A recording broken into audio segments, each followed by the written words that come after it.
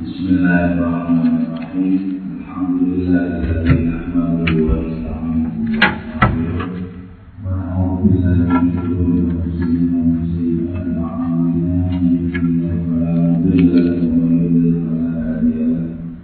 Asyhadu an la ilaha illallah wahdahu la syarika lahu wa asyhadu anna sayyidina Muhammadan abduhu wa rasuluhu la nabiyya ba'dahu. Allahumma shalli ala sayyidina Muhammadin al-fatih lima sabab nasirul haqq bil haqq wal hadi ila siratal mustaqim sallallahu alaihi wasallam wa ala alihi wa sahbihi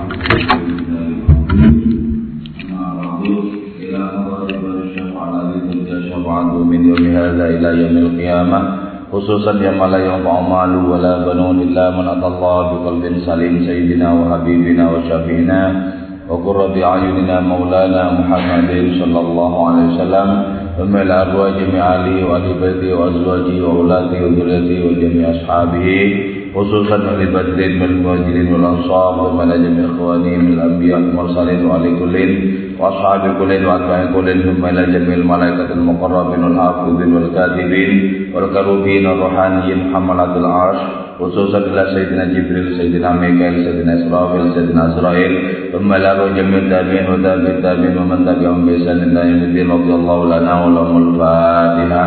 A'udzu billahi minasyaitonir rajim. Bismillahirrahmanirrahim. Alhamdulillahirabbil alamin arrahmanir rahim maliki yaumiddin. Iyyaka na'budu wa iyyaka nasta'in ihdinas siratal mustaqim siratal ladzina an'amta 'alaihim ghairil maghdubi 'alaihim waladdallin. Amin. لتقربنا إلى الله تعالى لمحبتنا إلى رسول الله صلى الله عليه وسلم لسلامتنا في الدين والدنيا والآخرة لقضاء ديوننا لقضاء حاجاتنا من حوائج الدنيا والآخرة لتيسير أرزاقنا حلالا طيبا مباركا كثيرا وسعا لسعة جسادنا قلوبنا شأمراضنا ظاهرا باطنا لدفع البلايا والمحن والفتن والأمراض والأسقام ولمنافعنا لمصالحنا لبيتنا أولادنا وذريتنا وجوارنا أصدقائنا وجميع المسلمين والمسلمات والمؤمنين والمؤمنات الأحياء منهم والأموات والعز الإسلام والمسلمين بجودك يا الله بشفاعة نبيك يا الله ببركة أوليائك يا الله بأسرار الفاتحة. أعوذ بالله من الشيطان الرجيم.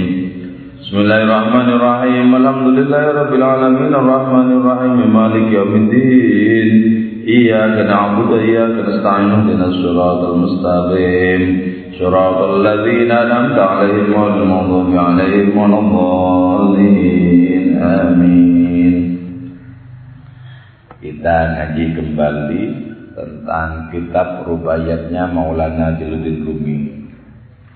Segala sesuatu dibicarakan oleh beliau dengan perspektif cinta.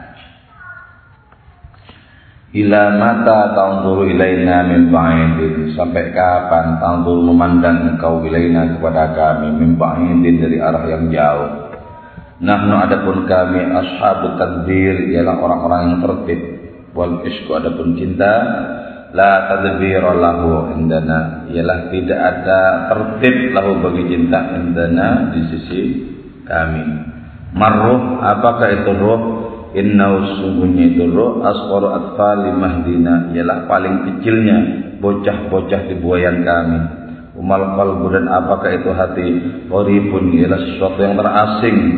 Dhaimun, yang terlantar bisababina, sebab kami. Baris yang pertama menyatakan sampai kapan engkau memandang kami dari jarak yang jauh. Jarak itu bisa melahirkan adanya persepsi. Semakin jauh jarak antara kita dengan sesuatu, maka semakin meleset persepsi kita tentang sesuatu itu. Semakin dekat jarak kita dengan sesuatu, maka semakin hakiki pandangan kita tentang segala sesuatu.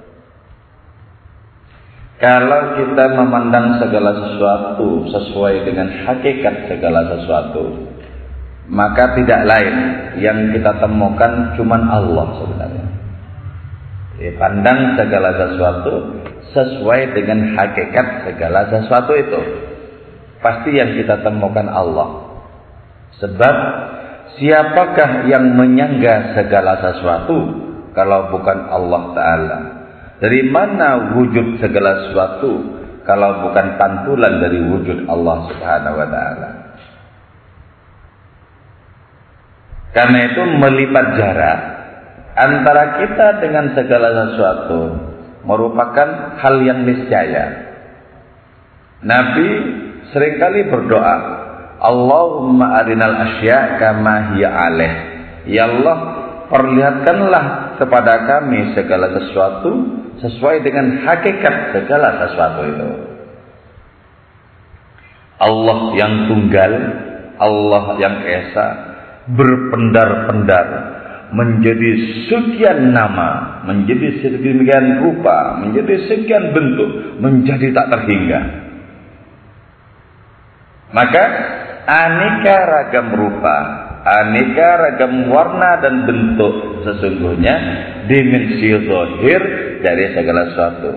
Tataplah dimensi batin segala sesuatu, maka kita hanya akan menemukan Allah Subhanahu wa Ta'ala. Jadi kalau begitu, apa yang disebut sebagai keanekaragaman rupa, warna dan bentuk, itu sesungguhnya merupakan alat pengukur seberapa tajam penglihatan kita kepada segala sesuatu. Alat pengukur. Kalau kita terbuai oleh aneka ragam warna, rupa dan bentuk, berarti kita merasa cukup dengan dimensi zahir dari segala sesuatu. Tapi ketika kita selami asal usul segala sesuatu, kita selami hakikat segala sesuatu, ternyata tunggal jua warnanya, satu pula hakikatnya. Sampai kapan kau memandang kami dari jarak yang jauh? Nah, para pecinta itu sama saja penampilannya dengan orang lain. Itu kalau kita terfokus kepada rupa, kepada bentuk. Tapi pandanglah gemuruh cinta di dalam diri orang itu, maka menjadi jelas orang itu sesungguhnya sudah hengkang meninggalkan warna, meninggalkan rupa, meninggalkan bentuk. Seorang pecinta sudah terbebaskan dari adanya keterbatasan dirinya sendiri. Ketika dengan pandangan yang tajam kita bisa menyaksikan seorang pecinta secara hakiki, maka sesungguhnya kita sedang menyaksikan sifat Allah. Sebab siapakah yang memiliki sifat cinta kalau bukan Allah Subhanahu wa Ta'ala? Jadi orang yang sedang dirundung cinta sesungguhnya sedang belajar mengenakan sifat terpuji Allah Ta'ala yang berupa cinta itu sendiri. Nah, termasuk juga bagian dari adanya warna, rupa dan bentuk, yaitu adanya tertib. Jadi tertib itu aturan, undang-undang hukum, itu berlaku pada segala sesuatu yang berkaitan dengan warna, rupa dan bentuk. Nah, sementara wal isku la tadbira lahu. Cinta itu tidak mengenal tertib. Tidak mengenal tertib. Karena itu cinta melakukan lompatan-lompatan. Bahkan cinta tidak akan pernah bisa dipahami oleh akal orang-orang yang waras. Cinta akan senantiasa memiliki caranya sendiri untuk menjebol segala keterbatasan ruang, segala keterbatasan waktu. Dengan cinta itu kemudian kita bisa menggapai Allah yang tak terhingga. Dengan cinta kita menggapai Allah yang mutlak. Sementara bentuk kita, rupa kita tidak akan pernah sanggup untuk mencapai kemutlakan Allah Subhanahu wa Ta'ala. Tidak sanggup. Nah, karena itu pembebasan diri kita sendiri itu melalui jalur cinta. Jalur cinta. Fisik kita dihadang oleh umur, berapa umur kita? Dihadang oleh sakit. Fisik kita dihadang oleh waktu. Tapi apakah ada yang bisa menghadang cinta? Tidak. Cinta akan dibawa melenggang hingga di hari keabadian. Maka karena itu, fisik kita yang sementara ini, yang merupakan bagian dari warna dan bentuk, mesti di dalamnya kita semayamkan gemuruh cinta ilahiyat, agar kita terbebaskan dari pengaruh ruang, pengaruh waktu, dari pengaruh kesementaraan ini. Ketika Nabi Ibrahim dengan tegas mengatakan inilah uhibbul afilin, aku tidak mencintai yang terbenam. Artinya apa? Dia ingin mengatakan, hore, aku sudah terbebaskan dari seluruh belenggu kefanaan. Belenggu kefanaan, termasuk juga bentuk diri dan warna-warni alam semesta. Aku sudah terbebaskan. Jadi beragama itu sesungguhnya adalah membebaskan diri dari kefanaan, dari kesementaraan, dan bergabung dengan orang-orang yang sudah dimabuk cinta ilahiyat dari kalangan para nabi dan para wali. Bergabung dengan mereka yang sudah melampaui segala ruang dan segala waktu. Bergabung dengan orang-orang yang Allah satu-satunya yang bergemuruh di dalam dada mereka. Dicinta, karena itu kalau orang hidupnya tertib, orang hidupnya itu ikut aturan, suatu saat dia jatuh cinta, dia bisa melakukan pelanggaran terhadap tertib dan aturan yang semula diwajibkan untuk dirinya sendiri. Kenapa? Cinta membuat orang itu melupakan segala tertib dan aturan. Cinta memiliki aturannya sendiri, cinta memiliki logikanya sendiri, yang tidak bisa sepenuhnya dijangkau oleh akal orang-orang yang waras. Karena itu para pencinta ilahi begadang sepanjang malam. Karena banyak begadang sepanjang malam, maka wajahnya kelihatan pucat. Orang-orang bertanya, kau sedang sakit ya? Orang yang jatuh cinta ini menjawab, kau tahu apa tentang gemuruh cintaku? Justru karena aku sangat sehat, maka aku arungi malam demi malam dengan dendangan dan lagu-lagu. Ku arungi malam demi malam dengan bayang-bayang kekasihku. Haram bagiku untuk tersentuh dan dicengkram oleh tidur di malam hari. Itu kekuatan. Orang memiliki cinta akan memiliki kekuatan berlipat-lipat. Ada seorang waliullah yaitu Habib Abdurrahman Segaf ya. Itu selama 33 tahun tidak tahu rasanya tidur seperti apa. Dari kuatnya gemuruh cinta ilahiyat dalam batinnya, menciptakan energi berlipat-lipat. Coba kalau Allah Ta'ala kan, Allahu la ilaha illa huwal hayyul qayyum la ta'khudhuhu sinatun wa la naum. La ta'khudhu, tidak menyentuh kepada Allah sinatun, apa kantuk, wala naum, apalagi tidur. Allah tak tersentuh, jangankan oleh tidur, oleh kantuk tidak. Maka orang semakin kuat mengenakan sifat ilahiyat, semakin dekat wataknya dengan Allah Ta'ala. Jadi orang-orangnya Allah Ta'ala itu seringkali menyaksikan malam hari itu semegah hari raya.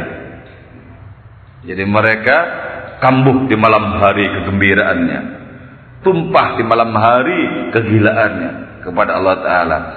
Sunyi semakin mencekam, justru hati mereka menjadi semakin bergemuruh dengan bayang-bayang kekasih. Jadi cinta itu memiliki aturannya sendiri yang tidak bisa diborgol oleh aturan apapun.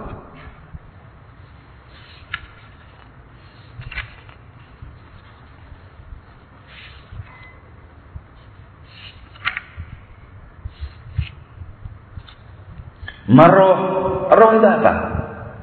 Roh kan sebenarnya merupakan bayang-bayang Allah Ta'ala yang dihadirkan dalam diri manusia agar bisa menjadi jendela yang menghubungkan manusia dengan Allah. Itu mestinya ya roh.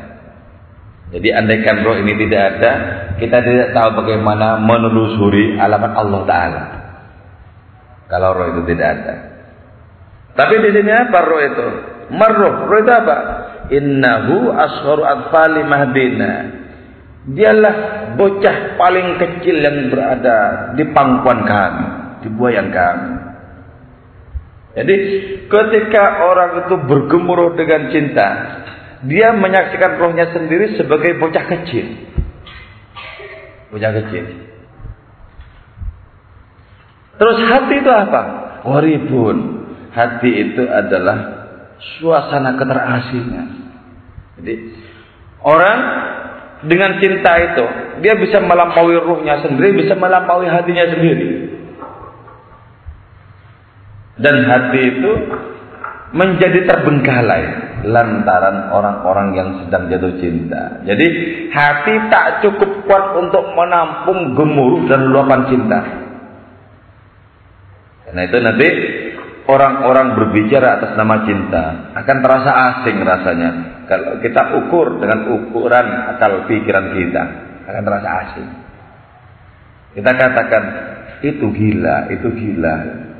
Jadi definisi gila itu ketika orang sudah berada di luar batasan yang kita ciptakan, itu gila. Jadi kita menciptakan batasan segini. Terus orang itu di luar batasan yang kita ciptakan, kita katakan gila. Kenapa? Menyimpang dari batasan yang kita tentukan. Sementara kata si gila itu menyaksikan orang-orang yang waras, orang yang paling intelek sekalipun, tapi tak pernah jatuh cinta. Si pecinta ini bilang, itu adalah orang-orang pandai. Itu adalah orang-orang bodoh yang memborgol dirinya sendiri dengan ilmu pengetahuan yang dimiliki. Ayo bergabung dengan kami di cakrawala pembebasan dan kebebasan. Jadi betapa banyak akal pikiran hanya dipakai untuk membelenggu orang-orang itu sendiri. Dibelenggu dengan akal pikirannya. Seolah-olah di luar belenggu itu tidak ada cakrawala, tidak ada langit. Padahal begitu luas membentang cakrawala dan langit para pecinta.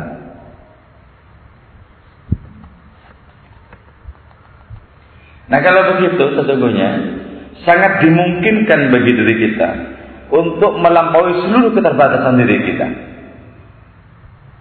Karena itu ya,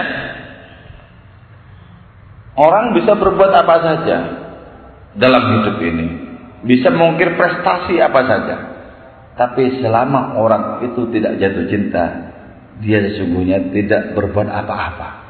Karena itu jatuh cintalah agar kita bisa berbuat apa-apa. Pertama-tama kita mencoba untuk terpukau kepada makhluk-makhluk, dan kita katakan, kalau tidak karena engkau bersemayam di situ, bagaimana mungkin aku jatuh hati kepadanya?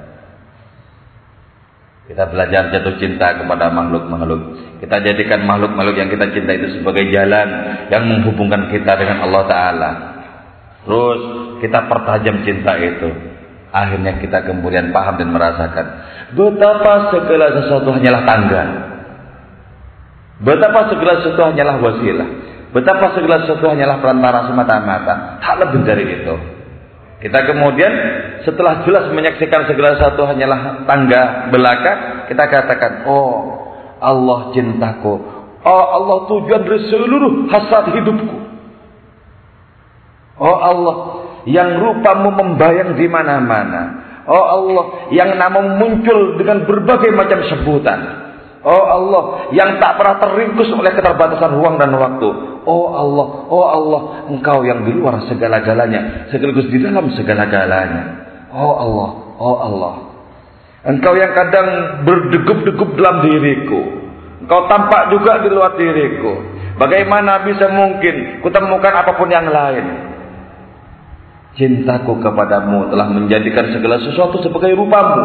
Cintaku padamu telah menjadikan diriku lenyap, diganti oleh kehadiranmu semata-mata. Aku suwung dari diriku sendiri. Itu jalan pembebasan. Jalan pembebasan. Pembebasan dari adanya keterbatasan diri kita. Nah kalau sudah begitu, apa yang terjadi? Henan suatu ketika, ya sudu dengki al malaku, siapa malaikat, taharatan terhadap kesucian kami. Malaikat saja iri kepada kesucian kita, andaikan kita jatuh cinta kepada Allah Ta'ala. Kenapa? Malaikat tidak memiliki degup-degup cinta itu. Iri kepada diri kita. Bagaimana mungkin tercipta makhluk yang rupa rohaninya mirip dengan rupa Allah Ta'ala?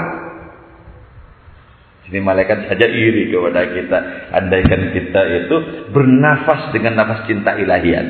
Iri kepada diri kita, malaikat-malaikat itu. Ingin rasanya menjadi manusia, tapi pernah dicoba malaikat menjadi manusia, gagal ternyata. Jadi tidak mudah menjadi manusia ya. Tidak mudah menjadi manusia. Buktinya Harut dan Marut itu dua malaikat diuji menjadi manusia dengan diberi nafsu. Ternyata dia tidak bisa mempertahankan kesucian kemalaikatannya. Gagal. Jadi tidak mudah. Tidak mudah. Nah, karena kita dipilih oleh Allah Ta'ala menjadi manusia, maka tugas kita adalah apa? Melakukan transendensi dengan kekuatan cinta ilahiyat itu. Karena itu, segala sesuatu yang berfungsi hanya sebagai sarana semata-mata, katakan kepada semuanya itu, aku tak jatuh cinta kepadamu. Bagiku engkau hanyalah alat untuk aku injak agar aku sampai kepada Tuhanku, kepada kekasihku. Aku tak jatuh cinta kepadamu. Jadi kita menggunakan segala sesuatu itu hanyalah semata-mata untuk mempermulus pendakian kita sebenarnya. Permulus pendakian kita. Belajarlah cinta kepada segala sesuatu untuk kemudian kita teruskan kepada alamat asal usul di seluruh cinta itu sendiri. Itu cinta. Jangan sampai tidak jatuh cinta. Jatuh cintalah setiap saat kepada apa saja, kepada siapa saja. Jatuh cintalah setiap saat. Hanya orang yang jatuh cinta yang betul-betul berdenyut hidupnya.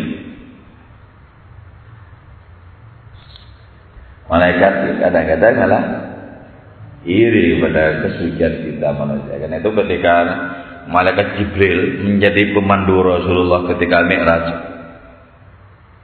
dari Masjidil Haram ke Masjidil Aqsa, beliau itu menunggangi buraq. Tapi dari Masjidil Aqsa ke Sidratul Muntaha itu ditemani malaikat Jibril. Beliaulah pemandu Nabi dari Masjidil Aqsa ke Sidratul Muntaha. Sampai di Sidratul Muntaha ngaso sebentar, istirahat sebentar. Setelah itu kemudian Rasulullah bilang, "Hayya nas'ud ila rabbina." Mari kita mendaki menuju Tuhan kita, menuju mustawan. Kata malaikat Jibril, "Law taqaddamtu shibran lah taraktu." Aku naik satu jengkal saja pasti terbakar. Kenapa? Di sana tempat persemayaman cinta dan peleburan, dan aku tidak memiliki keduanya. Sidratul Muntaha simbol dari puncak paling atas yang bisa dilakukan oleh akal universal sekelas Jibril. Karena itu kalau Muhammad Iqbal itu dengan enteng bilang dalam puisinya, tahu apa malaikat yang degup cinta kita? Tahu apa mereka? Jadi, karena itu kemudian mereka ini iri sesungguhnya. Maka tugas kita adalah bagaimana kita menciptakan rumpun malaikat itu iri kepada kita. Mestinya tugas kita itu begitu. Maka sebagaimana dulu malaikat itu bersembah sujud taklim kepada Adam, sekarang pun kalau ada degup cinta dalam batin kita, malaikat tetap bersujud taklim kepada diri kita. Kita ini keturunan rohani dari Adam.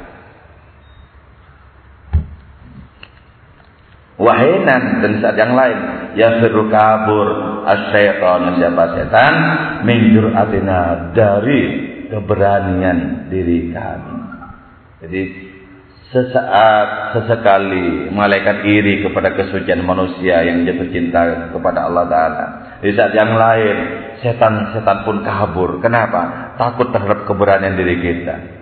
Orang semakin dekat kepada Allah, semakin tak gentar kepada apapun. Tidak gentar kepada apapun. Karena itu kalau para sufi, para waliullah, kekasih Allah Ta'ala ketemu harimau yang ganas di jalan atau di hutan atau di mana saja, sufi ini akan bilang begini, kalau takdirku itu ditelan oleh kamu, cepat-cepat lakukan. Akan dengan senang hati saya terima takdirnya. Tapi kalau aku tidak ditakdirkan diterkam oleh kamu, minggir, aku mau lewat. Jangan dikira aku takut. Jadi kepada apa saja nggak takut. Karena itu sufi yang paling jembel sekalipun, sufi yang paling kumuh, kelihatan seperti orang bambung dan gelandangan, itu kalau ketemu presiden atau penguasa manapun bisa mendongakkan kepala, apa? Aku juga tidak membutuhkan engkau. Aku tidak bergantung kepada engkau. Nasibku sendiri. Gitu loh. Bisa mendongakkan kepala. Kenapa? Gak gentar sama sekali. Jadi semakin dekat kepada Allah Ta'ala itu, orang semakin memiliki keberanian yang terpuji. Karena itu setan-setan kabur. Karena itu dilukiskan ya. Kalau setan itu mau mendekati rumahnya Syekh Abdul Qadir Jailani, itu dalam radius puluhan kilo itu sudah tidak bisa mendekat itu, kecuali kabur. Kenapa? Wibawa keberanian ilahiyatnya itu loh. Apa? Gak ada yang berani begitu. Jadi hanya satu yang menjadi tempat berserah diri dan satu-satunya yang ditakuti, Allah Ta'ala itu yang ditakuti. Jadi orang semakin dekat kepada Allah, semakin berani, tidak gentar kepada apapun, tapi menjadi semakin takut kepada Allah Ta'ala. Kenapa? Kehendak Allah Ta'ala itu terserah Allah, tidak harus sesuai dengan akal pikiran kita. Jadi kalau kita bersembah sujud kepada Allah Ta'ala selama puluhan tahun dengan ikhlas, dengan tulus, dengan sepenuh-penuhnya, tidak dipersembahkan kepada siapapun yang selain hadiratnya, itu pun kalau Allah Ta'ala mau masukkan kita kepada neraka, itu tetap benar, seluruh kehendaknya benar adanya. Jadi bukan karena kita tunduk kemudian kita merasa berhak dengan amal kita, itu sama sekali enggak. Sama sekali tidak. Adkhiluhumul jannati birahmati. Masukkan malaikat mereka itu, hamba-hambaku itu ke surga birahmati, sebab rahmatku, bukan sebab amal perbuatan baik mereka. Masukkan. Jadi karena itu semakin kenal Gusti Allah justru makin takut. Makin takut. Kenapa? Fi'luka laisa bi'illatin. Karena perbuatanmu ya Allah tidak membutuhkan alasan apapun. Kalau bagi Allah sendiri tidak diperlukan alasan, apalagi bagi diri kita, apa harus sesuai dengan pikiran? Ya sama sekali enggak. Sama sekali enggak. Jadi takut. Setan-setan kabur. Kapan setan kabur? Ketika hidup kita mengilahi. Masa ada Tuhan kalah sama setan? Ya. Karena itu ya, kitab Injil yang sekarang itu menjadi murat marit. Karena di situ dibayangkan Nabi Isa Tuhan. Ya, tapi kenapa kok berlindung kepada Allah dari setan? Nah, masa ada Tuhan berlindung dari setan? Kan gak mungkin berlindung dari setan. Terus misalnya Nabi Isa disebut sebagai Tuhan. Tapi kenapa? Eli lama sabahtani. Tuhan, kenapa kau tinggalkan aku? Lah, masa Tuhan ditinggalkan? Itu kan di situ murat marit ya kan itu. Banyak tampuk tangan manusianya gitu ya. Enggak. Katanya Tuhan. Nah, kok diperanakan? Masa Tuhan diperanakan? Nah, ketika hidup seseorang itu sudah mengilahi, dia bisa mengerjakan sesuatu yang tak bisa dikerjakan oleh orang lain yang hidupnya tidak mengilahi. Karena itu kelas karomahnya Syekh Abdul Qadir Jailani itu sama dengan kelas mukjizatnya Nabi Isa, menghidupkan orang mati. Kenapa? Hidupnya sudah mengilahi. Apa yang dia kerjakan sesungguhnya Allah yang menangani. Dia sendiri suung dari dirinya, kemudian digantikan oleh tajalli Allah Subhanahu wa taala. Ada seorang waliullah eksentrik bernama Ainul Qudud Hamadani. Dia mengatakan begini, kalau cuma menghidupkan orang mati, tidak usah Nabi Isa. Aku orang gembel bisa menghidupkan orang mati. Tidak usah Nabi. Aku cukup umat Nabi saja bisa menghidupkan orang mati. Ayo, siapa minta bukti? Ayo kita datang ke kuburan. Mana yang mau saya hidupkan? Ternyata betul. Syekh, coba ini dihidupkan. Bangun kamu, bangun langsung. Beliau kemudian bilang, Dengan izin Allah Ta'ala saya tidak hanya menghidupkan orang mati, mematikan orang hidup juga bisa. Ada waktu itu seorang ahli fikih yang ngeyel, nggak mungkin bisa ya, cuman Allah yang bisa kan itu dia. Mana yang ngeyel itu? Ya Allah, kata si gembel tadi, Ainul Qudamah ini. Orang ini sudah bosan hidup, tolong tarik sekarang juga. Langsung mati sekarang, ya, seketika itu. Itu yang disebut dengan hidup mengilahi. Ketika orang sudah terbebaskan dari nafsunya yang sangat sempit, terbebaskan. Ketika pertama-tama dibimbing oleh Ruh, kemudian seluruh dirinya itu bernilai keilahian. Nah, ketika saat seperti itu, bagaimana mungkin setan tidak kabur? Coba, pasti kabur. Sementara kita dengan berjerih payah membaca a'udzubillahi minasyaitonirrajim, tak kabur-kabur. Ketika mau sholat baca An-Nas, a'udzubillahi minasyaitonirrajim, macam-macam lah itu ya. Allahu Akbar, malah makin banyak teman-teman yang datang. Nggak kabur-kabur. Berarti apa? Belum mengilahi.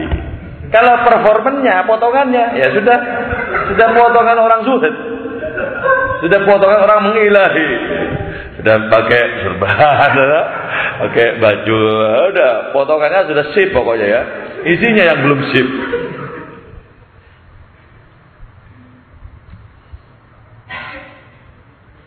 Nah, ketika orang sudah mengilahi, sudah dianugerahi oleh Allah Ta'ala sifat-sifat Rabbani, maka jasaduna, adapun jasad kami aturabi, yang bersifat debu, yang bernuansa debu, hadza ini hamalul haqqi, ialah sanggup menampung Allah yang maha benar. Jadi jasad kita mengagumkan ketika sudah sepenuhnya dipengaruhi oleh cinta. Jasad mengagumkan ini. Jasad. Di sini kemudian kita melakukan lompatan luar biasa dan jauh lebih unggul ketimbang malaikat. Kenapa? Malaikat tak punya jasad yang bisa diberi potensi ilahiyah, tak punya jasad. Malaikat. Kalau kita makan sebanyak-banyaknya itu, potensi energi dari makanan itu kemudian mengilahi pula. Karena itu ya, ada seorang sufi yang gemar makan. Itulah Sufyan Ats-Tsauri. Makannya banyak ya. Kalau di Jawa itu Syekh Bela-Belu. Itu suka makan masa ya. Tapi semuanya itu sudah tertransendensikan, sudah terilahikan. Enggak berbahaya kalau sudah begitu. Kalau sudah terilahikan itu tidak berbahaya. Yang berbahaya adalah ketika kita masih sepenuhnya jasad, belum tercahayai dengan nur-nur ilahi. Kemudian kita mencintai apa saja, senang apa saja, itu numpuk di sini, sampah-sampahnya numpuk. Ketika sudah tertransendensikan, tidak ada bekas-bekas sampah. Ya, itu ya kalau Habib alias Sakron itu makan babi, minum khamr, ya, kan sudah tidak syar'i sama sekali itu ya. Wah, sampean itu keturunan Rasulullah, gak pantas begitu kan? Makan babi, minum khamr, tiap hari minta dipesanin, belikan babi, belikan khamr, dan gak mabuk-mabuk, gak sempoyongan. Ketika mendapatkan kritik seperti itu, beliau tinggal mangap, membuka mulut, lihat, ternyata samudra di dalamnya itu. Jadi apa? Sekelasnya babi yang najis sekalipun itu tersucikan itu loh. Oh, dibuang ke samudra ketimbang dimakan orang itu loh. Ketimbang bikin mabuk orang, homer-homer masukkan saja. Makanya beli semua yang di pasar itu. Nah, itu transendensikan, tertransendensikan ya. Jadi ketika orang itu sistem kehidupannya ya, pola kehidupannya sepenuhnya mengilahi itu, apa saja yang masuk di situ tertransendensikan. Itu kemudian yang menyebabkan apa yang disebut sebagai barokah. Barokah. Jadi kalau kopiahnya, tapi kopiahnya seorang waliullah itu penting. Penting. Kenapa? Tertransendensikan nilainya dulu sampai kepada Allah Ta'ala. Karena itu dulu konon pernah ada di tanah Jawa seorang wali kutub naik haji ke tanah Mekah sana. ketika di Masjidil Haram zikiran sebagaimana di Jawa sambil menggunakan itu belangkon ya, bawa Jawa khas. Orang-orang Arab kan heran dengan belangkon ini, model kopluk macam apa. Belangkonan. Karena dari herannya orang Arab itu belangkonnya itu dimiringkan kanan gitu. Kopluk aneh kata gitu. Ternyata ketika dimiringkan kanan, buminya miring kanan juga. Loh, kok bisa? Miringkan kiri, buminya miring kiri. Ini bukan belangkon sembarangan. Artinya apa? Yang mengenakan itu sudah mengilahi.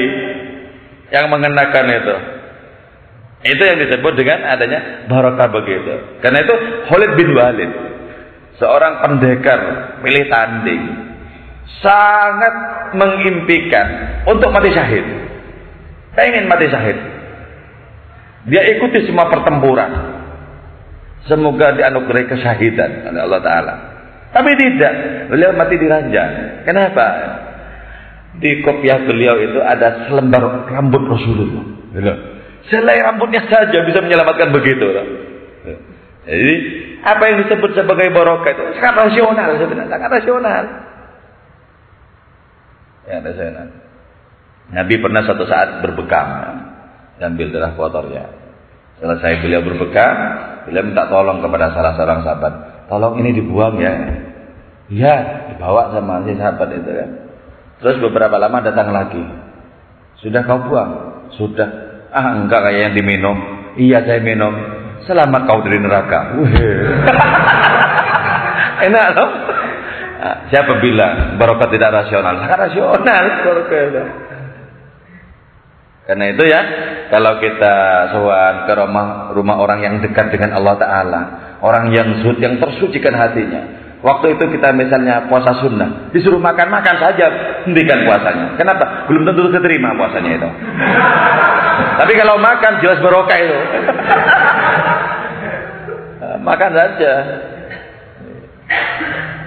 Karena itu pernah Gusmi itu mencari seorang Habib yang kharikul adat di Malang, Habib Ahmad Segaf ya.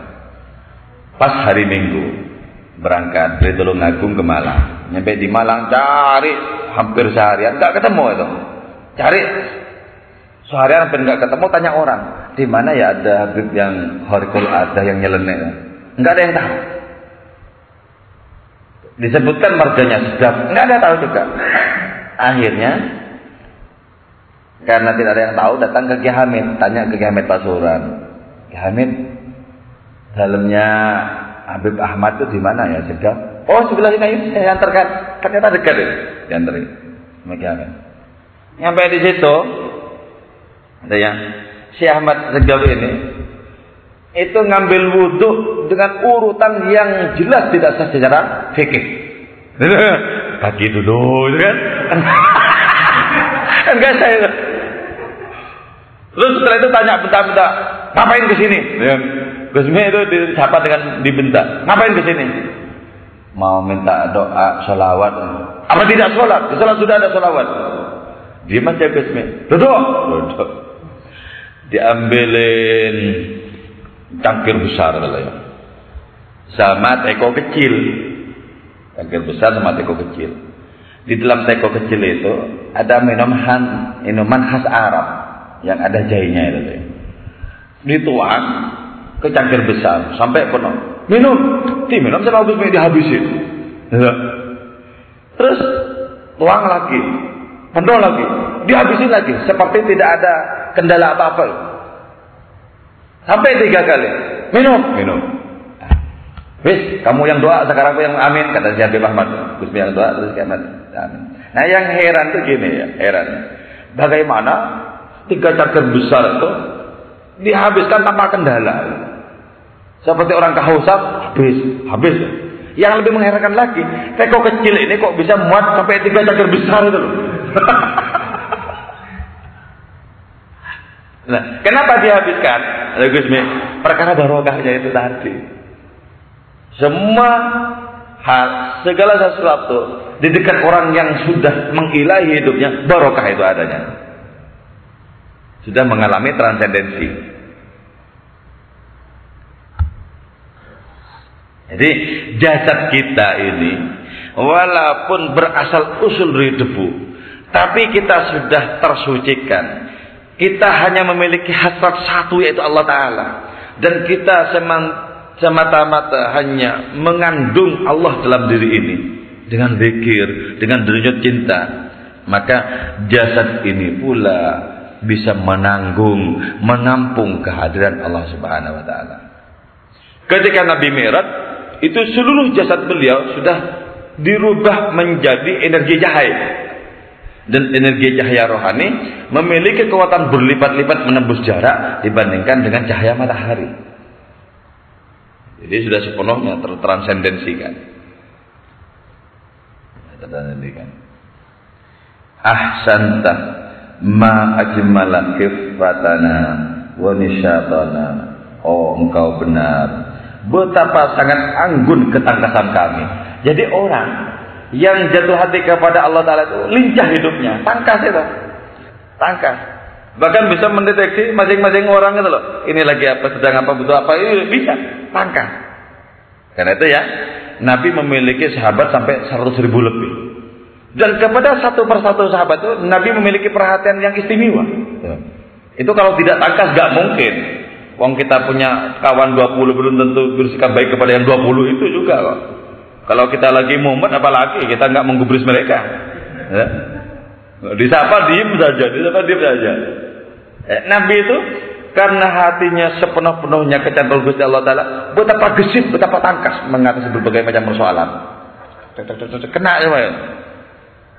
Sebab nggak mungkin lah orang yang memiliki sifat keilahian kok melempem, itu nggak mungkin. Melempem, ngantuan, apa. Itu nggak mungkin. Pasti gesit, tangkas. Itu disebutkan ma ajmala khiffatana wa nisyatana. Betapa sangat anggun ketangkasan dan kegesitan kami. Jadi kita naikkan derajat jasad kita yang bernuansa debu menjadi cahaya ilahiyah. Ini oke, ini sudah 2 bait. Ada yang mau ditanyakan, mari. Silakan.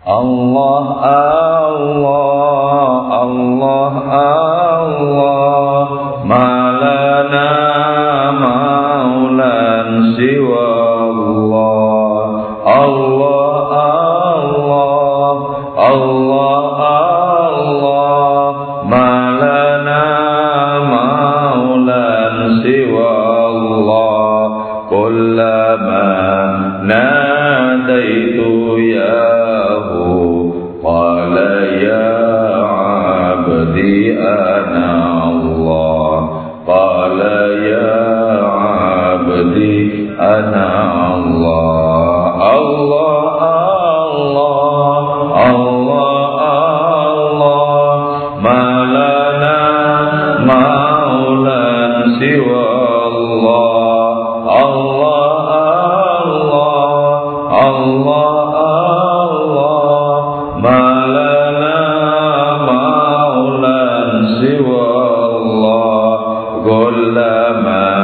ناديت ياه قال يا عبدي أنا الله قال يا عبدي أنا الله ربي فاجعل مجتمعنا ويدعو حسن الختام ربي فاجعل مجتمعنا ويدعو حسن الختام واعطنا ما قد سألنا من عطاياك الجسام من عطاياك الجسام الله الله الله الله ما لنا مولى سوى الله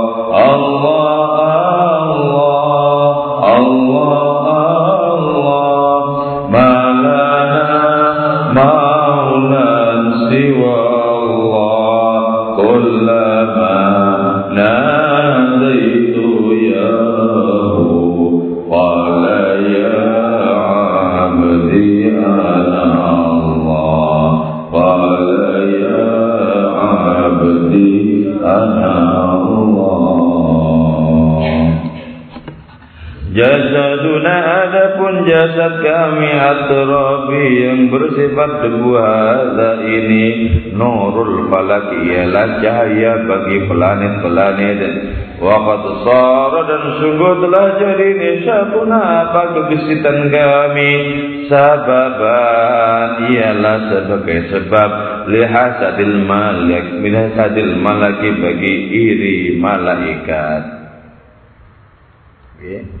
Jasad kita yang bersifat debu ini, yang memiliki umur sementara ini sudah tersucikan, tercahayai menjadi cahaya bagi planet. Bahkan matahari berhutang budi kepada orang-orang suci.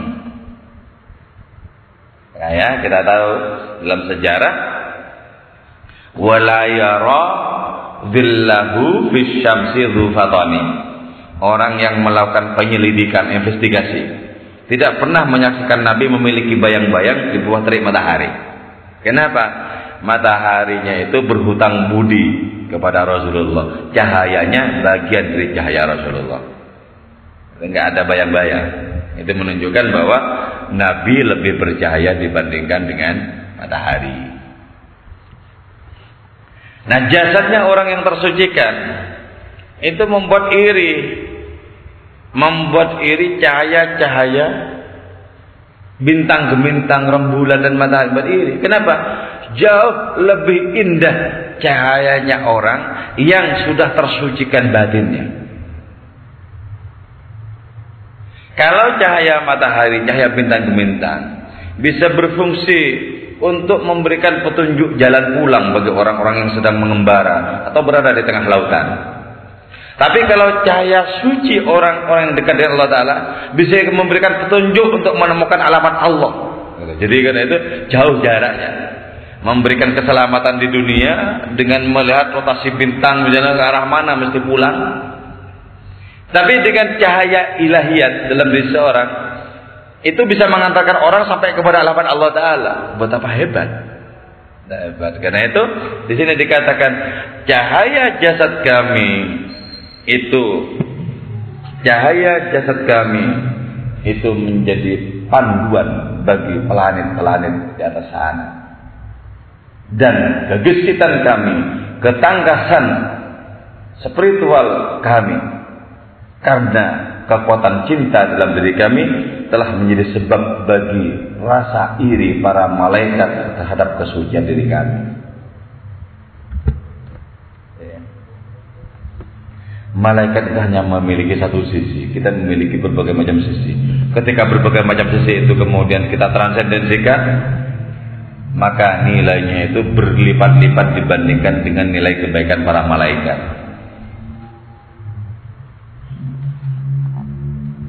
Hinan diulang oleh Maulana Rumi ini pada baris di bait yang ketiga.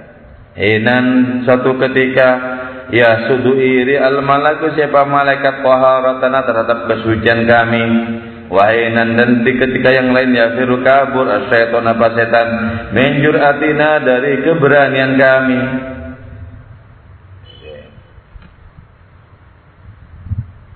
Ayyuhal habib wahai kekasih, ayyu syai'in khairun libahitin, adakah yang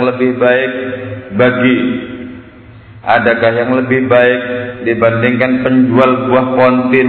Ayyuhal akhu wahai saudara, ayyuhal habib wahai kekasih, inna bai'atin khairun lau, sungguhnya menjual buah tin itu khairun ialah baik lau begitu bahitin. Apa sesungguhnya tin ya? Kenapa Allah Ta'ala berfirman wattini wazzaituni wa turi sinin wa hadzal baladil amin? Apa kalau enggak ada rahasianya? Untuk apa Allah Ta'ala berfirman tentang buah tin? Demi buah tin dan buah zaitun, wa turi sinin dan demi gunung Tursina. Apa kalau enggak ada rahasia keilahiannya? Enggak mungkin. Buah tin itu simbol dari akal universal.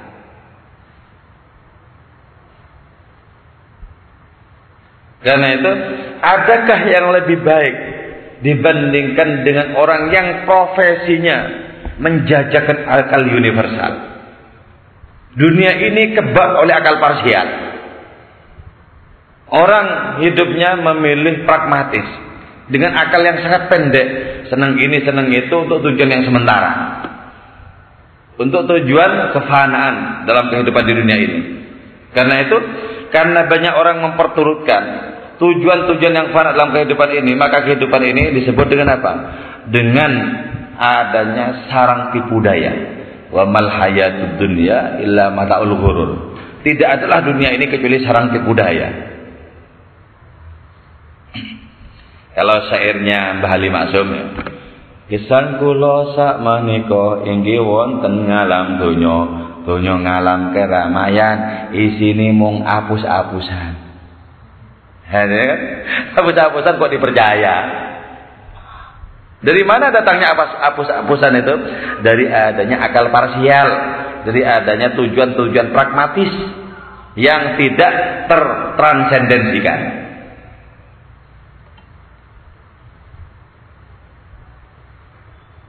Jadi adakah yang lebih baik dibandingkan dengan profesi orang yang menjajakan akal universal? Seluruh nabi menjajakan akal universal.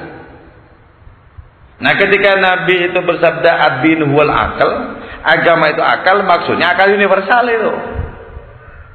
Jadi kalau akal universal kita pakai, pasti kita menomorsatukan Allah dibandingkan dengan apapun yang lain. Sebab adakah yang lebih penting dibandingkan dengan Allah Ta'ala?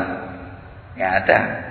Jadi la ilaha illallah bermakna tidak ada yang penting selain Allah.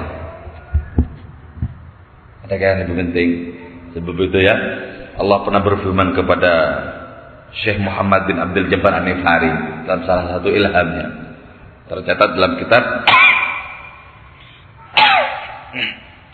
yaitu dalam kitab Mukhatabat. Ya abdi, firman Allah Ta'ala, ayyu syai'in laka ba'da dhuhuri, ayyu aisyin laka ba'da dhuhuri, wahai hambaku, kehidupan macam apa lagi yang masih penting bagimu ketika aku sudah tampak di hadapanmu? Coba apa yang penting ya? Gak ada. Gimana Pak? Ketika jarak dengan Allah Ta'ala masih jauh karena terlalu banyak lalai alpa dan dosa, maka kita apa boleh buat? Memandang yang lain itu lebih penting. Ya Allah, ini penting, rumah, mobil, ini penting, ini penting.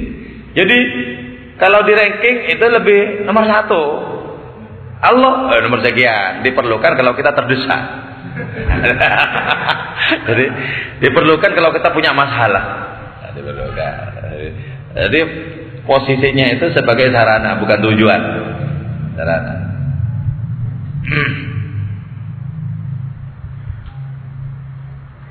Ayyuhal aku, ayyuhal habib, wahai saudara, wahai kekasih, sesungguhnya menjual batin itu baik bagi dia, bagi orang-orang yang sudah akalnya itu akal universal. Akal universal itu bisa menjangkau seluruh akibat. Jadi ketika Allah berfirman, innal akibata lil muttaqin, sesungguhnya akibat bagi orang-orang bertakwa, maksudnya apa? Akibat baik karena akalnya menjangkau segala akibat tadi. Misalnya, kalau berbuat ini akibatnya begini, ini jangan dikerjakan, ini merugikan, kan itu. Kalau berbuat ini akibatnya bagus, ini dikerjakan. Jadi akibat-akibat yang akan diterima di alam kubur, yang akan diterima di akhirat, di alam mahsyar itu sudah tertangkap dengan akal universal di sekarang sebenarnya. Karena itu, kalau Nabi mendefinisikan orang cerdas itu, akalnya akal universal, akalnya tajam, bagaimana beliau mengatakan, al-kais man dana nafsahu wa amila lima ba'dal maut. Orang yang cerdas adalah dia yang sanggup mempressing nafsunya sendiri, tekan. Jadi ketika nafsunya mau melonjak, dia katakan, anjing kau mau kemana? Jadi kalau nafsunya mau melompat, diem kau anjing, ya. Diem, kau akan mencelakakan aku sebagai tuanmu, diem, ya. Itu ya, mestinya begitu. Enggak, malah semakin diumbar kemana-mana anjingnya, mau guguk kemana-mana. Lama-lama apa? Lama-lama anjingnya itu yang kemudian menuntun orangnya. Ya terserah anjingnya itu. Kamu tak biasanya orang menuntun anjing ya, polisi. Kalau mau melacak macam-macam. Ini malah kebalikannya. Orang itu dituntun anjingnya. Ayo kau ikut. Orang ini bilang mau kemana, terserah aku. Itu gambaran tentang orang yang disetir oleh nafsunya sendiri. Gitu. Gambarannya seperti itu. Jadi ditekan. Mau melompat ditekan. Jadi al-kais mandana nafsu. Orang cerdas adalah dia yang sanggup mempressing, menekan nafsu sehat. Tekan. Akal sehat dikedepankan. Akal universal dikedepankan. Wa amila lima ba'dal maut. Tanda-tandanya orang itu akalnya universal, orang itu cerdas, dia beramal untuk kehidupan setelah kematian. Jadi dia berniaga dengan Allah Ta'ala yang bisa membuahkan ampunan di alam keabadian, di alam akhirat sana. Hitung-hitungannya jelas ya. Hitung-hitungannya jelas. Dia mau pakai sandalnya orang atau apa jelas. Wah, ini bisa masalah ya. Jelas hitungannya itu jelas. Mau nemu uang di jalan, mau diambil, mau dipakai untuk jajan. Wah, ini bisa masalah. Ini enggak jadi itu. Enggak kemudian disikat semaunya. Itu kan berarti pendek banget. Sama dengan orang main catur itu loh. Ada makanan sikat, padahal sudah diincar mati itu. Kasih pancing kuda, benteng, sikat, mati. Akalnya enggak jauh. Enggak kepada 4 atau 5 langkah berikutnya, enggak langsung. Kasih pancingan sikar. Betapa sangat pendek akalnya. Pendek akalnya. Kalau akal itu pendek, bisa lebih pendek dibandingkan dengan rambutnya aku. Kalau akal.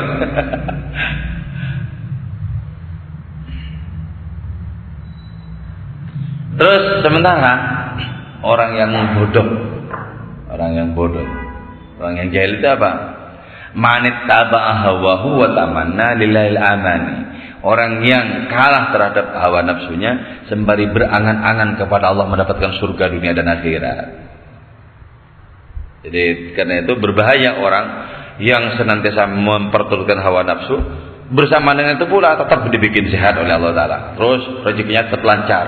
Akhirnya orang ini salah sangka, mungkin aku termasuk wali yang samar katanya.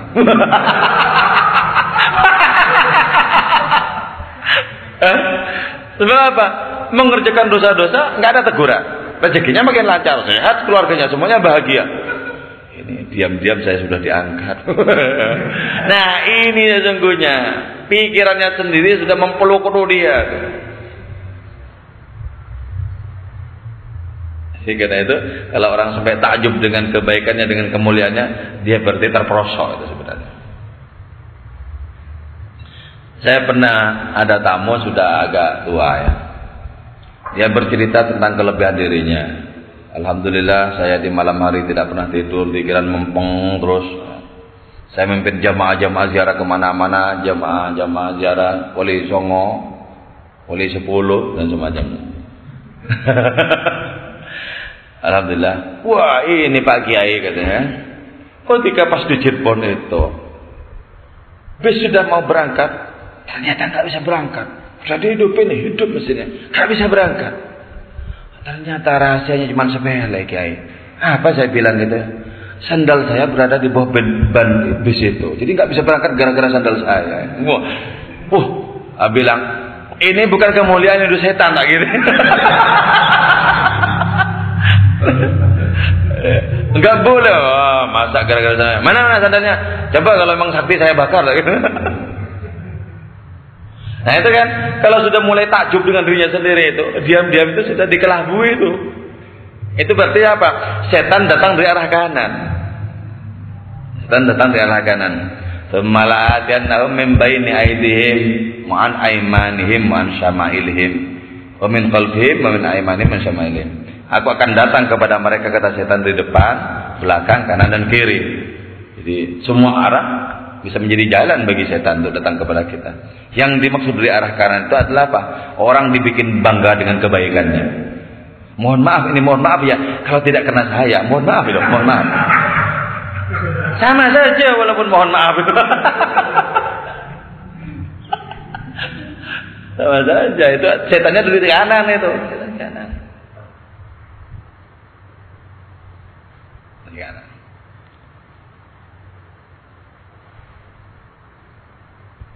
Nah, orang yang diantarkan oleh adanya akal universal dengan cerdas tadi, ayyuhal habib, wahai kekasih, nah ya hidup kami familina, seraya dalam keadaan mabuk. Wahai kekasih, hidup kami ini mabuk terhuyung-huyung kepadamu, ya Allah. Kami ini mabuk.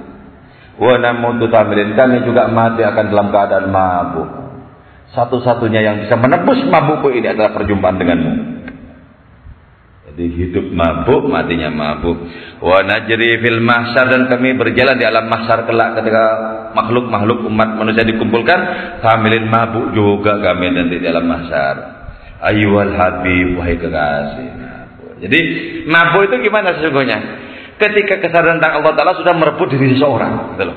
Jadi kalau diri seseorang itu sudah direbut oleh kesadaran ilahiyat, mabuk itu berarti. Apa-apa Gusti Allah, mabuk. Mabuk. Nah, hati-hati dalam keadaan mabuk, berbahaya. Seperti kita berada di atas genting sana. Kenapa? Tak berbahaya bagi diri, bisa berbahaya untuk orang lain. Kalau nguceh sembarangan, orang mabuk akalnya sudah tidak lagi ada batasannya. Seperti al-halal kan? Berbahaya itu. Orang di mana-mana Allah. Datang kepada gurunya Syekh Junaid al-Baghdadi. Siapa yang datang katanya kan? Allah katanya kan. Kok tidak bilang bersama Allah? Kok bilang Allah katanya? Malah bilang sama gurunya, sejak kapan ada kayu yang menutupi matamu?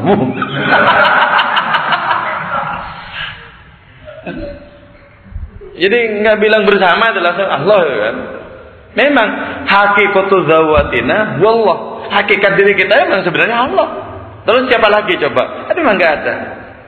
Tapi ketika tidak pada tempatnya diungkapkan jadi masalah. Jadi masalah. Karena itu yang termasuk tanda tangan nih halat mau dihukum itu Junaid. Ya wis tak tanda tangan. Mau dihukum mati tak tanda tangan. Kenapa? Nah, aku mobil zahir. Kami ini menghukumi zahirnya. Wallahi ta'ala sa'ir perkerabatinnya waliullah enggak tahu, terserah Allah lah gitu. Yang penting syariatnya begini ya, tak tahu.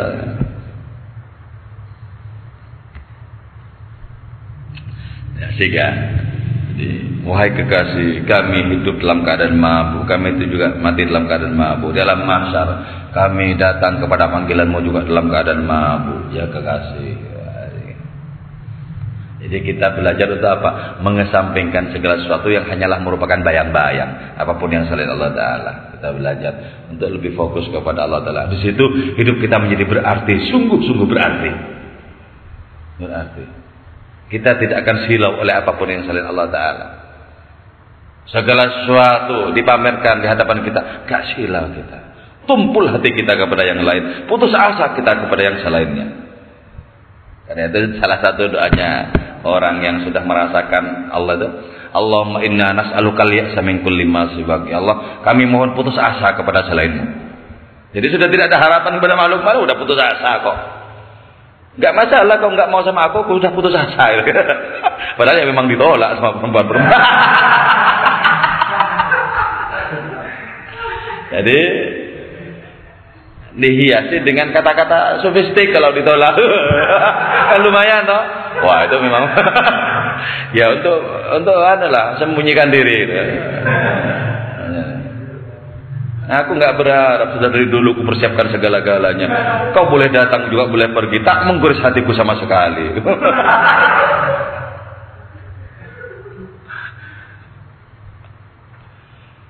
Ada yang muskil yang mau ditanyakan?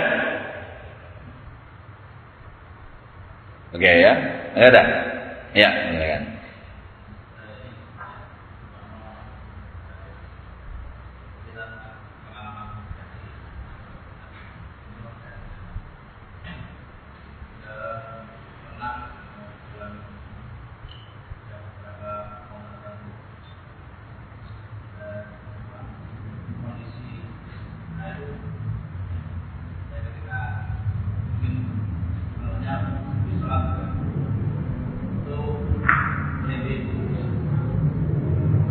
Merinding.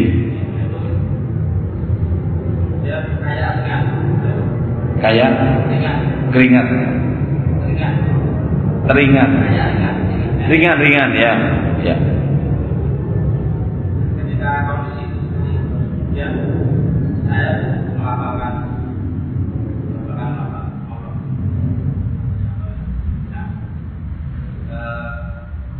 ketika kalau seperti itu, kalau misalkan saya agak diberikan, karena itu bisa sampai terus. Ini salah satu kasus itu berteror di Makom dan itu tidak tidak bisa saya usahakan ketika misalkan saya ingin itu aku kok nggak bisa. Iya. Kok itu kayak sesuatu yang terbeli. Iya. Nah, itu termasuk apa? Itu apa dan kemudian bagaimana bisa? Itu namanya warid kalau di dalam istilah kamus tasawuf. Warid, inspirasi rohani. Jadi itu tanpa sebab itu sebenarnya, tanpa sebab, sesuai dengan kehendak Allah Ta'ala. Sebab kalau misalnya lewat perantara amalan misalnya, nanti orang itu mengira bahwa amalan ini bisa memunculkan kondisi rohani begini tanpa sebab. Itu juga lenyapnya tanpa sebab. Artinya walaupun kita mencoba untuk mempertahankan dengan pikiran, kalau sudah waktunya pergi, itu namanya warid. Itu bedanya antara warid dengan hal, ya. Kalau hal itu sudah terbentuk, misalnya orang memiliki rasa tawakal yang penuh kepada Allah, itu sudah terbentuk terus pokoknya. Cuman menyaksikan perbuatan Allah, tidak menyaksikan pengaruh dari perbuatan makhluk. Jadi itu kalau hal itu permanen. Kalau warid itu cuman seketika. Dan tidak ada amalan yang bisa dipastikan memunculkan hal yang seperti itu.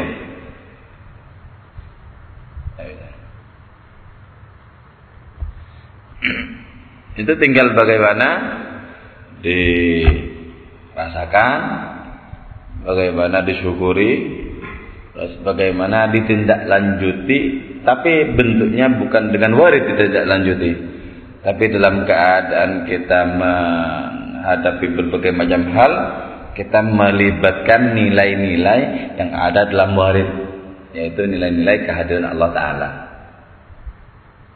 Ringan, iya ringan.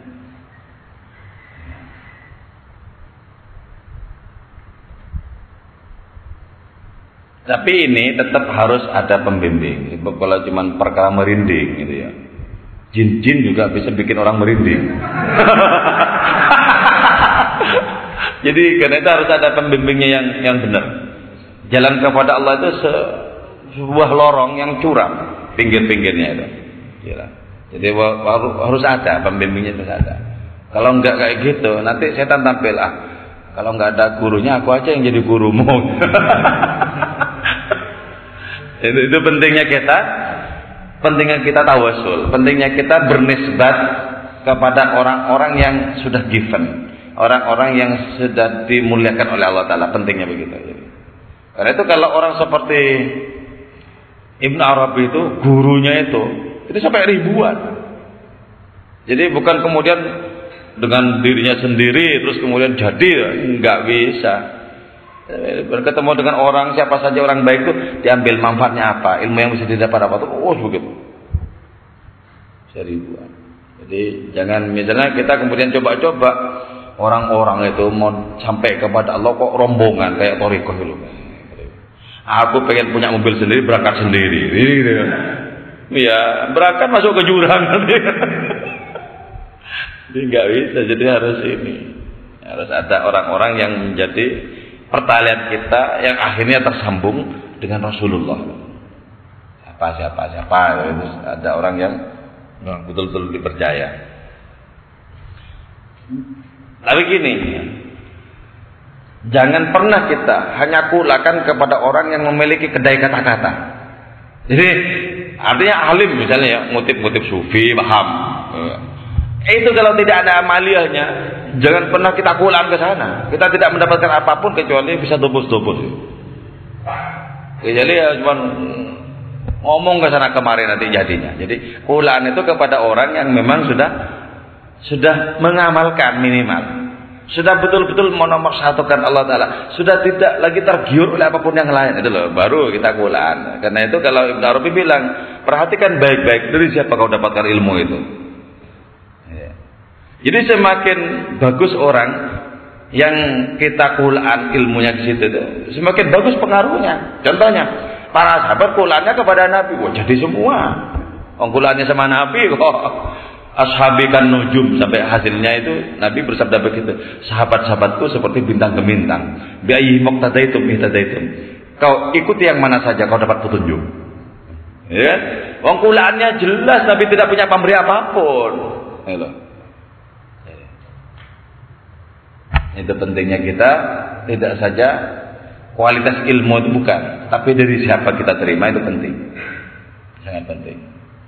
Kalau orang yang menjadi tumpuan kulaan kita usul kepada Allah Ta'ala, sampai kepada Allah, betul-betul bernuansa Allah hidupnya, insya Allah kita juga mudah mengikuti itu, sebab sudah ada contohnya. Ada yang lain? Ya.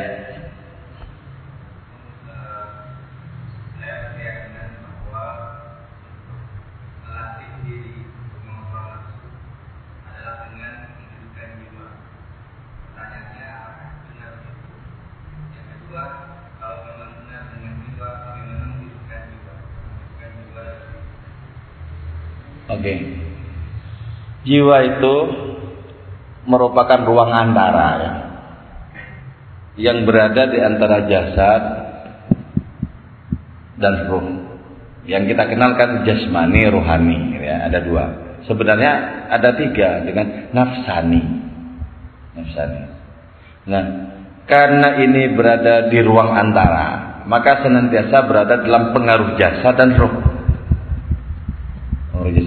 Jadi ini tidak mandiri sebenarnya, jiwa ini tidak mandiri. Nah, sebab itu tumpuannya sebenarnya bukan jiwa. Untuk mengontrol diri, tumpuannya bukan jiwa. Apa tumpuannya itu? Yaitu akal dan roh. Akal dan roh. Kenapa akal membutuhkan roh? Sebab gini, kalau akal itu sudah dikontrak oleh nafsu, itu juga menjadi pembenar bagi nafsu. Jadi karena itu tidak cukup sendiri dia, akalnya. Lihat akalnya siapa kan itu. Akalnya siapa? Betapa banyak justifikasi, betapa banyak apologi dan lain semacamnya yang digerakkan oleh adanya peran-peran akal ini. Jadi, untuk menekan nafsu itu dengan akal, dengan ruh, dengan apa lagi? Dengan terutama yang paling ampuh apa? Dekat kepada orang yang sudah bernuansa Allah. Kalau dalam petunjuk Nabi kan, kun ma'allah, jadilah engkau orang yang senantiasa bersama dengan Allah. Fi'lam takun ma'allah, kalau tidak bisa bersama karena terhalang oleh nafsu misalnya, fakun ma'aman Allah, maka bersamalah dengan orang yang sudah bersama dengan Allah. Itu paling efektif. Dibandingkan dengan menggunakan akal, menggunakan ruh misalnya, lebih efektif bersama langsung. Karena itu siapa yang paling dekat kepada Nabi pasti paling mulia. Dialah Abu Bakar Siddiq. Karena paling dekat maka menjadi paling mulia. Jadi nafsu itu berhadapan-hadapan dengan ruh. Tempat peperangannya bernama qalbun, hati. Jadi hati itu tempat peperangan. Kalau dalam lagunya Bimbo ya, hati adalah cermin tempat pahala dan dosa. Sebenarnya bukan berpadu. Kalau berpadu kan akur, bertarung mestinya. Ini cermin itu. Karena itu Nabi menjamin begini, kalau hati seorang itu baik, berarti apa? Berarti dikuasai oleh roh itu. Maka amaliyahnya bagus. Tapi kalau hati ini buruk, berarti dikuasai oleh nafsu, amaliyahnya menjadi buruk. Jadi yang kita perkuat itu adalah kekuatan roh ini, kekuatan akal sehat yang kita perkuat, agar bisa berkuasa di hati. Ketika berkuasa di hati, maka nafsu tidak punya jatah, minggir. Kalau sudah tidak punya jatah, orang ini tindakannya, perbuatannya pasti bagus, terpuji. Yang kedua lupa aku apa ya?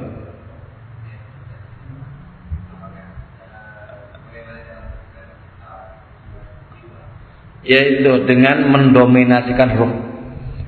Caranya apa? Ruh kasih makan sebanyak mungkin. Apa makanan ruh? Setiap kebaikan makanan ruh. Jadi kita bikin berotot bertenaga ruh kita. Pada saat yang bersamaan kita bikin kerempeng kurus kering nafsu kita.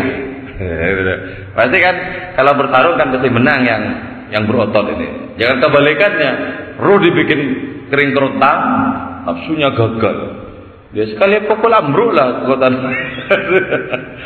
Ya, kebalikannya itu, kebalikannya. Jadi pastikan kita berpihak kepada kekuatan roh itu, maka kekuatan roh itu akan semakin bertambah.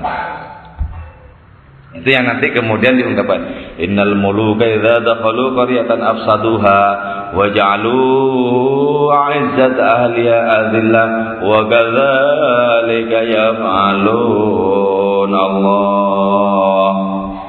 Sesungguhnya raja-raja rohani itu ketika masuk dalam diri seseorang, maksudnya bala tentara roh itu loh, masuk. Maka nafsu yang merasa mulia dan bangga itu ambruk nanti. Masuki oleh raja-raja rohani, ambruk. Jadi kalau orang insaf misalnya ya, insaf misalnya, kan ambruk itu, kekuatan-kekuatan buruknya itu ambruk. Astagfirullah, kenapa kok bisa terjadi? Kalau waktu bisa diulang, ini tak mungkin terjadi. Itu tanda-tandanya bahwa ada banyak bala tentara roh masuk ke situ dan kekuatan nafsu yang buruk menjadi terpinggirkan, terusir. Ada lagi? Jadi ya. Apa? Syatohat. Syatohat. Kata-kata aneh itu ada dua, ada yang palsu, ada yang asli.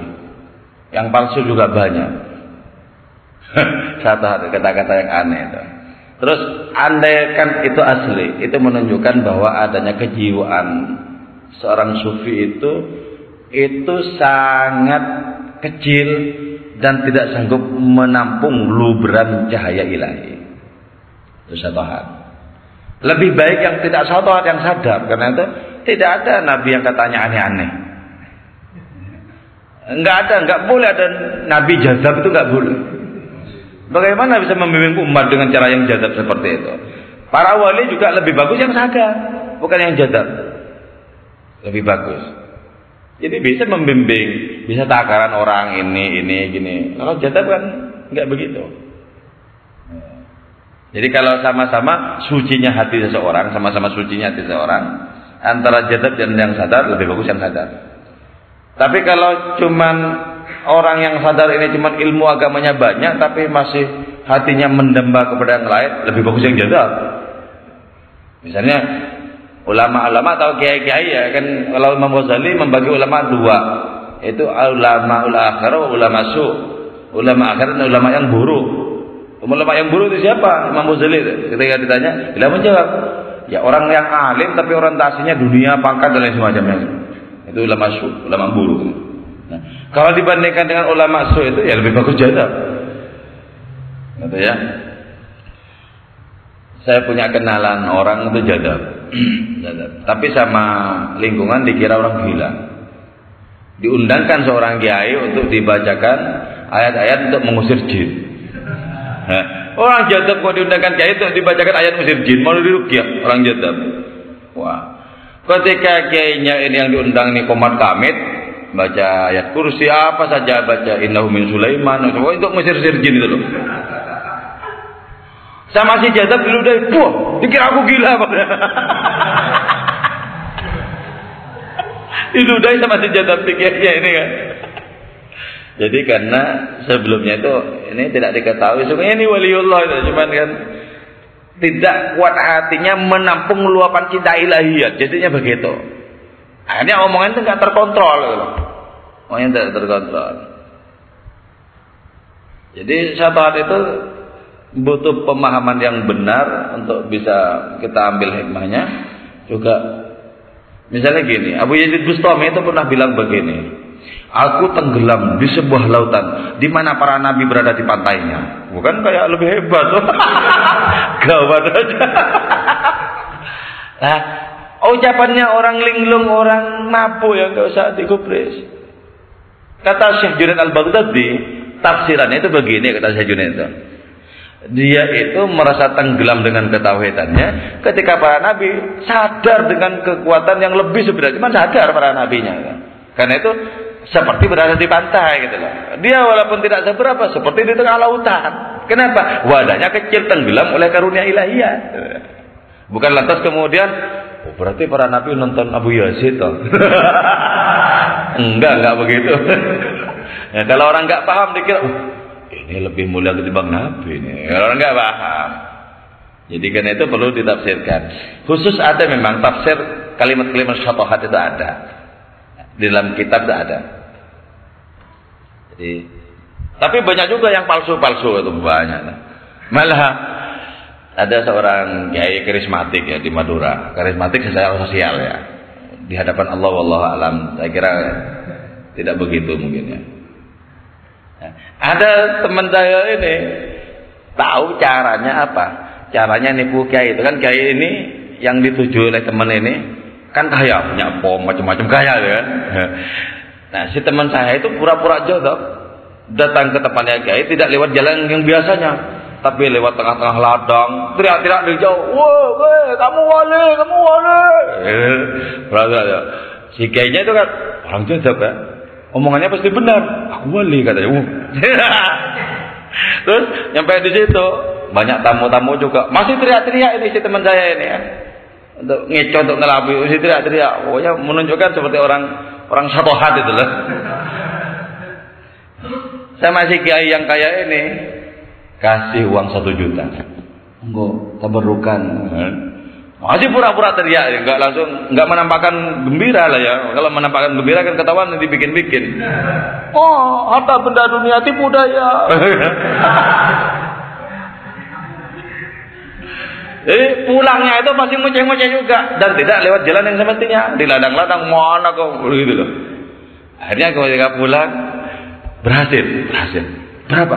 1 juta. Berarti apa? Kiainya ini gemar, senang sekali dipuji. Kalau dibilang wali senang. Ya, coba dibilang wali jo. Jadi kan, bisa dikelapui ya, kapan-kapan nyuruh temannya lagi, suruh begitu. Panggil ke dalam rumahnya, kasih 2 juta. Enak. Dan pura-pura nggak bosan sama kiainya itu kan. Sebab kalau masih bosok kan berarti tingkatannya di bawahnya. Emang saja kowe ki wali. Jadi nggak pakai bosok yang halus. Kalau masih halus kan berarti masih kelihatan santri bagaimana. Jadi kan kalau jadab kan sudah tidak punya aturan. Kenalah 1 juta. Ada lagi? Yang itu mbak-mbaknya paham ya, pasti paham. Kalau mengalami cinta pasti paham. Kalau belum mengalami, diusahakan untuk sesegera mungkin. Dah ya.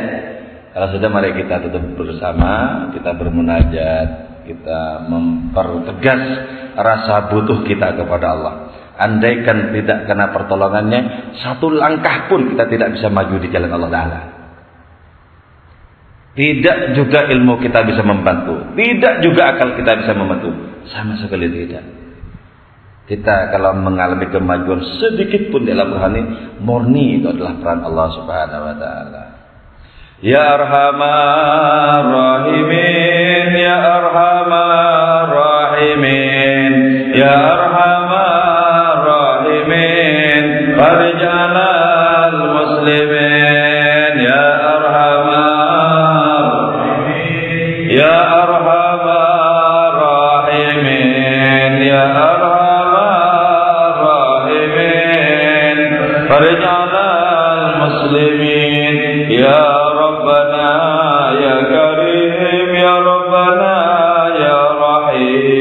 أنت الجواد الحليم وأنت نعم المعين يا أرحم الراحمين يا أرحم الراحمين يا أرحم الراحمين المسلمين وليس نرجو سواك فادرك إلهي دراك قبل الفناء والهلاك يوم دنيا ودين يا أرحم الراحمين يا أرحم الراحمين يا أرحم الراحمين فرج على المسلمين نسألك وليقيم العدل كي نستقيم على هداك القويم ولا نطيع اللعين يا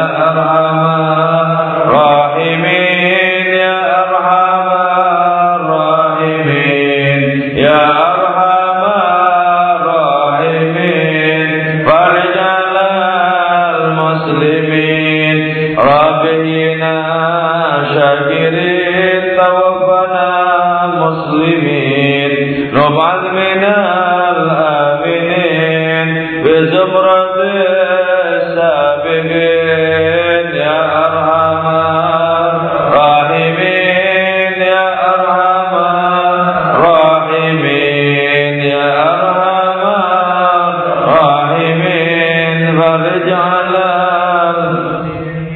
أعطاك ربي جزيل وكل فعل جميل وفق أملنا طويل فجد على الطامعين يا أرحم الراحمين يا أرحم الراحمين يا أرحم الراحمين فرج على المسلمين واغفر لكل الذنوب واستر لكل العيوب واكشف لكل الكروب واكف أذى المؤمنين يا أرحم الراحمين يا أرحم الراحمين يا أرحم الراحمين فرج على المسلمين واختم بأحسن ختام إذا تنال انصرام